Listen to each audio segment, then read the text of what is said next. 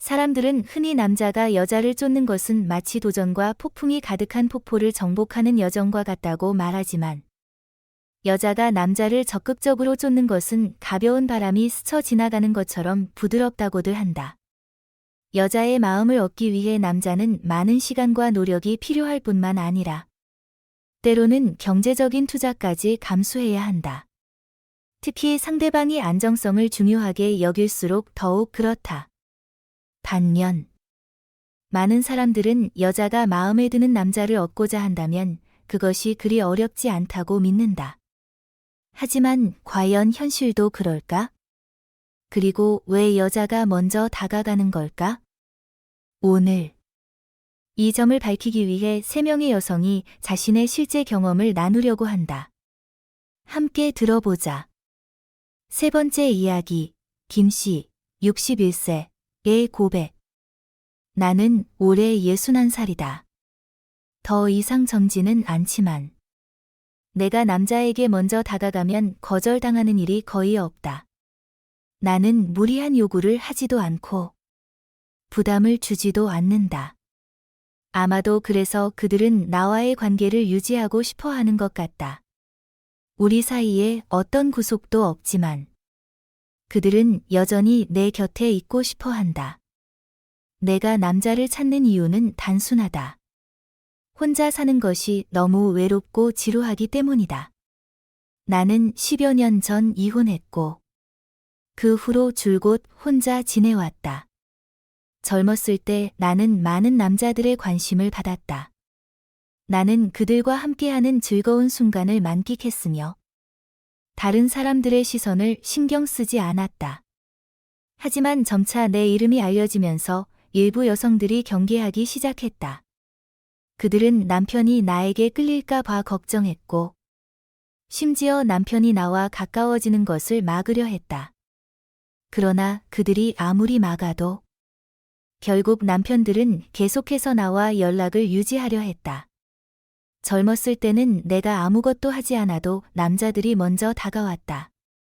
하지만 나이가 들수록 나에게 먼저 다가오는 사람의 수가 점점 줄어들었고 결국 거의 사라졌다. 하지만 나는 혼자 사는 것이 싫었다. 그들이 나를 찾지 않는다면 내가 먼저 다가가면 되는 것이었다. 이제 나는 다른 사람들의 시선을 신경 쓰지 않는다. 이미지도 더 이상 중요하지 않다.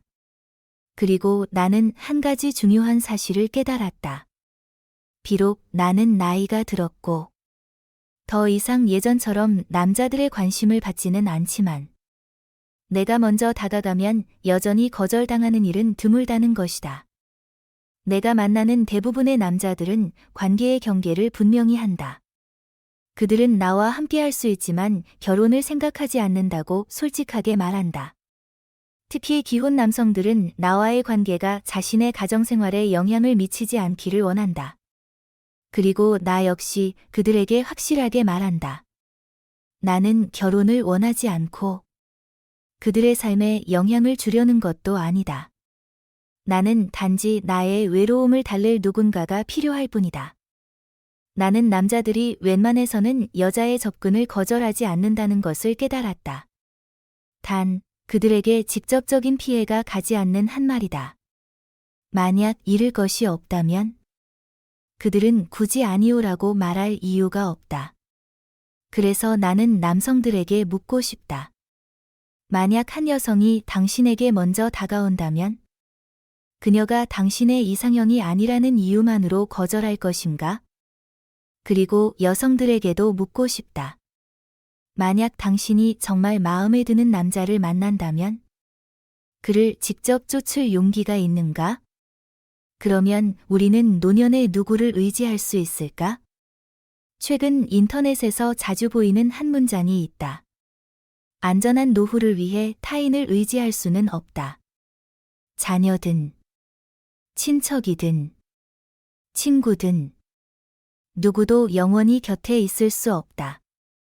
우리가 어려움에 처했을 때 항상 누군가가 도와줄 것이라고 장담할 수도 없다. 그렇다면 우리는 누구를 의지할 수 있을까? 노년이 찾아오고 건강이 쇠약해지고 더 이상 스스로를 돌볼 수 없을 때 우리는 어떻게 해야 할까? 첫 번째 이야기, 56세 여성의 고백. 나는 올해 56살이다. 이 나이에도 나는 여전히 많은 시선을 받고 있다. 이혼 후 많은 남자들이 나에게 관심을 보였지만 단 한 사람만이 나의 마음을 흔들었다. 바로 내 상사였다. 그는 나보다 3살 많았으며 성공한 남자로서 자신감과 침착한 태도를 갖춘 사람이었다. 그의 경험과 강인한 성품은 나를 강하게 끌어당겼다. 하지만 돌이켜보면 나는 너무 성급했다. 한때 나는 그의 아내가 아닌 그의 곁에 서고 싶다는 욕망을 품었다. 처음에는 조심스럽게 관심을 표현했지만 그는 전혀 흔들리지 않았다. 그것이 오히려 나를 더욱 그의 곁으로 이끌었다. 나는 일부러 그와 친밀한 순간을 만들려 했지만 그는 여전히 거리를 유지했고 내 감정을 받아주지 않았다. 나는 쉽게 포기하는 사람이 아니었다. 결국 나는 솔직하게 내 마음을 고백했다. 나는 당신을 사랑해요. 당신과 평생을 함께하고 싶어요. 나는 솔직한 감정을 표현하면 결국 그의 마음을 움직일 수 있을 것이라 믿었다. 그러나 그의 선택은 내 기대와 완전히 달랐다. 그 말을 들은 그는 조용히 본사로 전근을 신청했고 그렇게 떠나버렸다. 그 후로 우리는 다시는 만나지 않았다. 깨달음. 나는 혼란에 빠졌다. 왜 사람들은 여자가 먼저 다가가면 성공하기 쉽다라고 말하는데 내 경우에는 그렇지 않았을까? 결국 나는 연륜이 많고 경험이 풍부한 한 여성에게 찾아가 고민을 털어놓았다. 내 이야기를 들은 그녀는 조용히 미소 지으며 말했다. 남자는 자신의 삶이 위협받지 않는 한에서만 마음을 연단다. 하지만 내가 좋아한 남자는 이미 안정된 가정과 탄탄한 커리어를 가진 사람이야. 만약 그가 내 감정을 받아들였더라면 그의 인생 전체가 흔들릴 수도 있었겠지. 그 말은 나를 완전히 깨우쳤다. 성공한 남자들은 대개 가정과 커리어를 삶의 중심으로 삼는다. 이미 확고한 기반을 다진 사람일수록 단순한 감정에 의해 그 모든 것을 쉽게 흔들리지 않는다. 그때부터 나는 스스로 다짐했다.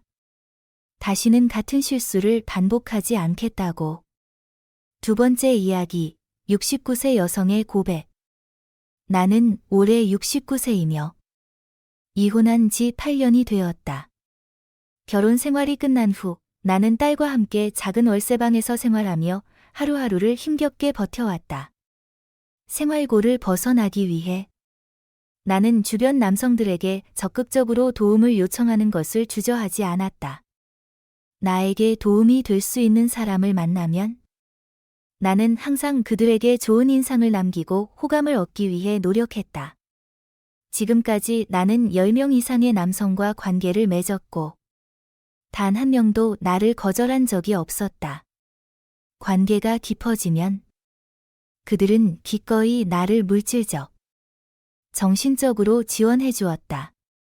어떤 사람은 나를 진심으로 사랑하며 심지어 결혼을 원하기도 했다. 하지만 누군가가 나에게 결혼을 제안할 때마다 나는 단호하게 관계를 정리했다.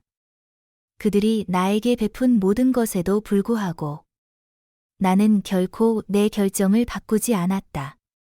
과거 결혼 생활에서 받은 상처는 여전히 내 마음 깊이 남아 있었고 다시 결혼의 굴레에 갇히고 싶지 않았다. 나는 나만의 방식으로 싱글 라이프를 즐기고 있다. 누구에게도 얽매이지 않으며 내가 원하는 남자를 선택하고 필요할 때 도움을 받을 수 있는 자유를 누리고 있다. 내 개인적인 수입은 많지 않지만 내 삶에는 항상 나를 도와줄 남성들이 있었기에 금전적인 문제로 고민한 적은 거의 없다. 필요할 때 나는 은근히 나의 바람을 표현하기만 하면 된다. 그러면 그들은 언제나 나를 기쁘게 해주기 위해 최선을 다했다. 그들의 눈에 나는 특별한 존재였고 충분히 사랑받고 보살핌을 받을 가치가 있는 여자였다. 최근 나는 경제적으로 매우 안정적인 한 남자를 만났다. 그의 전 부인은 불치병을 앓다가 작년에 세상을 떠났다. 나는 그가 부유한 사람이라는 사실을 알게 되자 더욱 나 자신을 가꾸며 그에게 매력적으로 보이기 위해 노력했다. 자연스럽고 세련된 방식으로 접근하여 그가 나를 완벽한 여성으로 여기도록 만들었다. 내 친구들은 그와 내가 어울리지 않는다고 말하며 너무 큰 기대를 하지 말라고 충고했다. 하지만 나는 지금껏 원하는 남자를 얻는데 실패한 적이 없었고 이번에도 다르지 않았다. 얼마 지나지 않아 그는 우리 관계를 공식적으로 인정했고 가족에게도 나를 소개했으며 결혼까지 고려하기 시작했다. 솔직히 말하면 처음에는 단순히 경제적인 지원을 기대했을 뿐 그와 평생 함께할 생각은 없었다. 그러나 인생은 때때로 예측할 수 없는 방향으로 흘러간다. 나는 평범한 삶에서 벗어나 갑자기 화려하고 풍족한 생활을 누리게 되었다. 지금 내게 가장 큰 걱정거리는 바로 내 과거다. 그가 나의 과거와 이전 관계들에 대해 알게 된다면 과연 나를 계속 받아들일까? 만약 모든 것이 무너진다면 나는 지금까지 쌓아온 모든 것을 잃게 될 것이다. 그것만큼은 절대 감당하고 싶지 않다. 한 싱글맘의 이야기. 한 어머니가 있었다.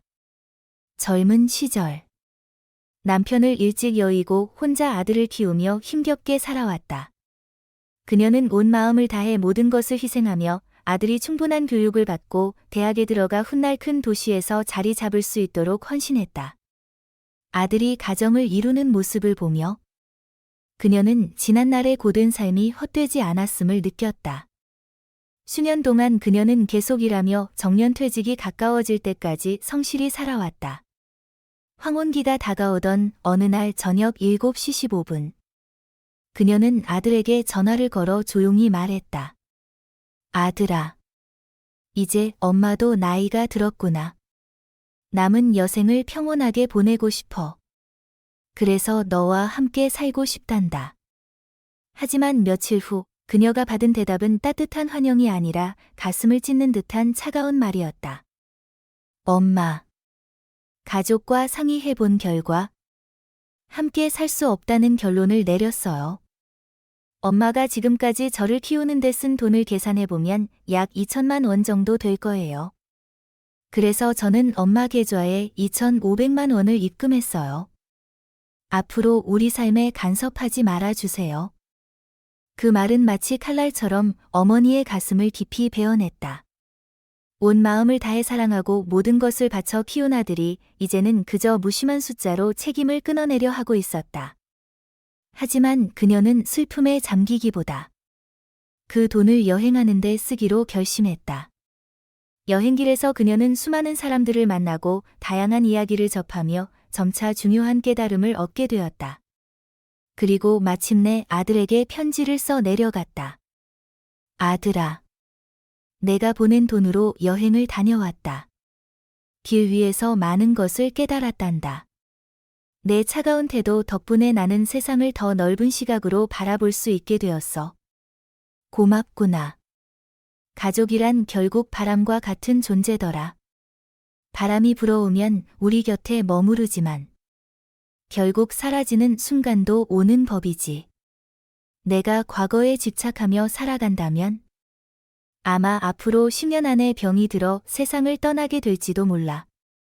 하지만 마음의 짐을 내려놓았을 때 비로소 인간은 진정한 자유를 얻는다는 것을 깨달았어. 그렇다면 나이가 들면 우리는 누구를 의지해야 할까? 이 어머니의 이야기는 우리에게 깊은 생각을 하게 만든다.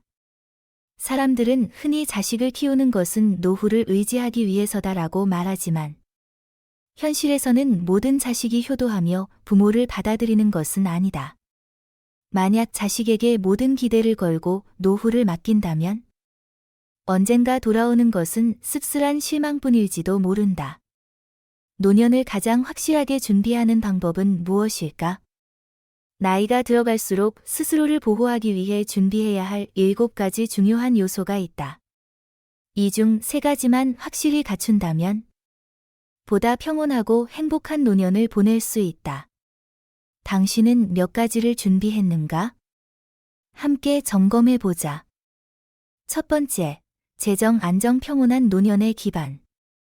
나이가 들수록 재정적 안정은 더욱 중요해진다. 돈이 전부는 아니지만 돈이 없으면 삶은 불안정해진다. 젊었을 때는 미래를 위해 일하지만 노년에는 재정을 관리하여 생활의 안정을 유지해야 한다. 계획적인 저축, 합리적인 소비, 그리고 자신을 위한 별도의 자금을 마련하는 것이 필수적이다. 자녀를 아무리 사랑해도 모든 재산을 그들에게 넘겨주어서는 안 된다. 이는 자녀에게 부담을 주지 않기 위해서만이 아니라 무엇보다도 자신의 삶을 스스로 결정할 수 있어야 하기 때문이다. 돈이 많다고 해서 반드시 행복한 것은 아니지만 돈이 없으면 노년이 힘들어진다. 탄탄한 재정 준비와 현명한 자산 관리는 평온하고 충만한 노년을 누릴 수 있는 가장 중요한 토대가 된다. 두 번째, 건강. 인생의 가장 소중한 자산. 건강이 곧 전부다. 라는 말이 있다. 특히 중장년층에게 건강은 삶의 질을 결정하는 가장 중요한 요소다. 건강한 몸은 경제적 자립을 유지할 수 있도록 해줄 뿐만 아니라 자녀들에게 부담을 주지 않는 최선의 방법이기도 하다. 아무리 많은 돈과 명예를 가졌더라도 건강이 없다면 모든 것이 무의미하다. 오랜 병상 생활을 하게 되면 아무리 효심 깊은 자녀라도 지칠 수밖에 없다. 또한 평생 모은 재산도 큰 병이 찾아오면 순식간에 사라질 수 있다. 따라서 나이가 들수록 건강 관리는 최우선 과제가 되어야 한다. 규칙적인 운동, 균형 잡힌 식습관, 정기적인 건강 검진을 통해 스스로를 돌봐야 한다.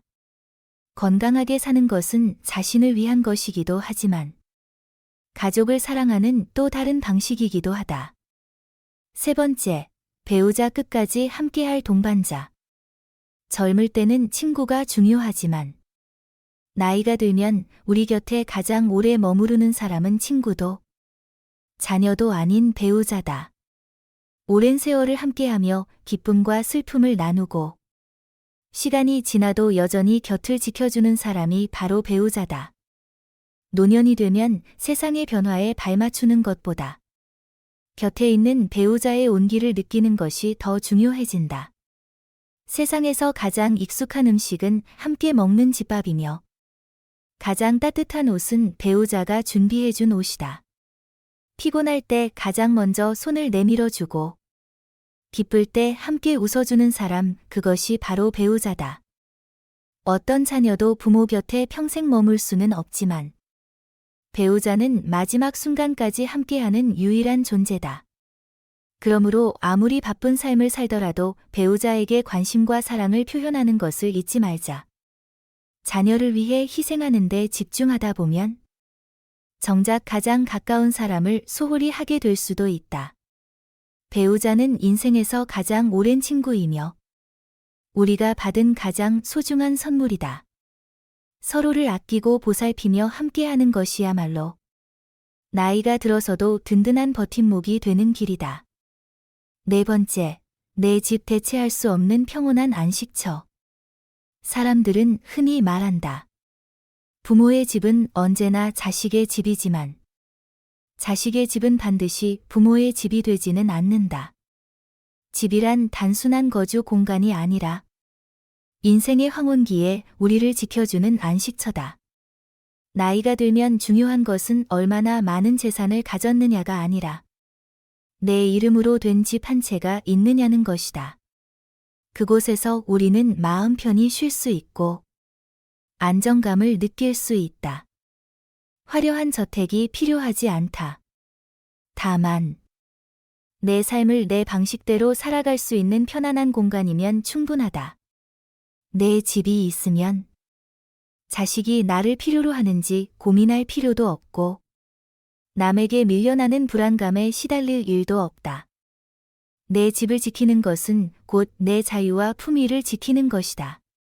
안정적인 거처가 있어야 노후를 편안하게 보낼 수 있으며 누구에게도 의존하지 않고 온전한 내 삶을 유지할 수 있다. 5번째, 친구 삶을 더욱 의미 있게 해주는 동반자. 진실한 우정은 평생 우리와 함께하는 소중한 선물이다.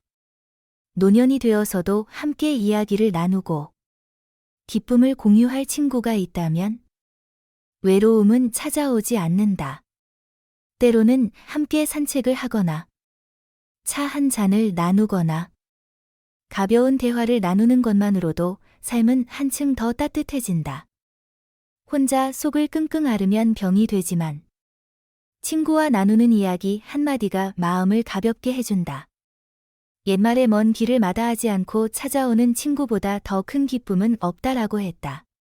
나이가 들수록 인간관계를 소중히 여기고 지속적으로 새로운 인연을 만들어가는 것이 중요하다. 현대 사회에서는 기술 덕분에 멀리 떨어져 있어도 친구들과 쉽게 연락할 수 있다. 그러므로 나이가 들었다고 세상과 단절될 필요는 없다. 기존의 친구들을 소중히 여기고 새로운 사람들과도 기꺼이 어울릴 마음을 열어두자. 6번째, 자기관리. 나이에 상관없이 스스로를 사랑하는 법. 자기관리는 젊은 사람들만의 전유물이 아니다. 나이가 들어도 외모와 건강을 가꾸는 것은 중요하다. 자신을 잘 돌보는 사람은 더 당당하고 주변에도 긍정적인 에너지를 전할 수 있다. 흰머리를 염색하는 것만으로도 한층 젊어 보일 수 있다. 깔끔하게 면도를 하거나 자신에게 어울리는 옷을 고르는 것만으로도 얼굴에 생기가 돈다. 자기 관리는 단순한 외모 변화가 아니라 삶에 대한 태도와 활력을 유지하는 중요한 요소다. 단정하고 깔끔한 모습을 유지하는 것은 결코 사치가 아니다. 오히려 기분을 좋게 만들고 생활을 활기차게 해주는 좋은 습관이다.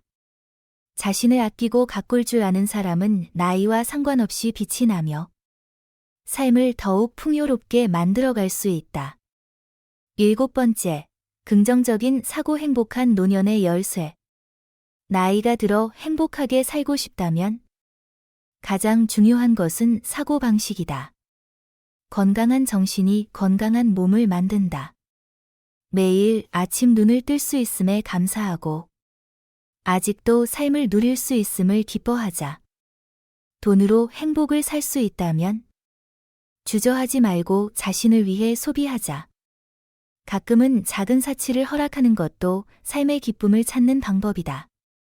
그러나 무엇보다 중요한 것은 모든 선택이 평온하고 진정한 행복을 향해 나아가야 한다는 점이다. 나이가 들수록 우리는 인생을 있는 그대로 받아들이는 법을 배워야 한다. 자녀에게 너무 많은 기대를 걸지 말고 그들의 삶에 지나치게 개입하지도 말자. 이것이 가족 간의 화목을 유지하는 가장 좋은 방법이다. 자녀는 그들의 삶을 자유롭게 살게 두고 우리는 우리만의 방식으로 황혼기를 즐기면 된다. 행복은 누군가가 가져다 주는 것이 아니라 스스로 만들어가는 것이다. 오늘날 현실을 보면 자녀를 키운다고 해서 반드시 편안한 노년이 보장되는 것은 아니다. 노년에 대한 철저한 준비야말로 가장 현명한 선택이다. 배우자를 소중히 여기고 우정을 유지하며 탄탄한 재정을 갖추고 건강을 돌보고 긍정적인 사고를 지속하는 사람만이 진정으로 풍요로운 노년을 보낼 수 있다. 여러분은 어떻게 생각하는가? 이 글을 읽고 난 후 어떤 생각이 떠오르는가? 아래 댓글로 여러분의 의견을 남겨주세요. 때로는 작은 이야기 하나가 누군가의 인생을 바꿀 수도 있다. 우리 모두 함께 행복을 찾아가는 여정을 이어가 보자. 오늘의 이야기를 끝까지 읽어주셔서 감사하다. 이 글이 여러분에게 의미 있는 감정과 깨달음을 선사했기를 바란다. 아직 채널을 구독하지 않았다면 구독 버튼을 눌러 앞으로도 더 많은 좋은 글을 놓치지 말길 바란다. 앞으로도 매일 의미 있는 콘텐츠를 제공하여 삶을 바라보는 새로운 시각을 전해드리겠다. 다음에 다시 만나자.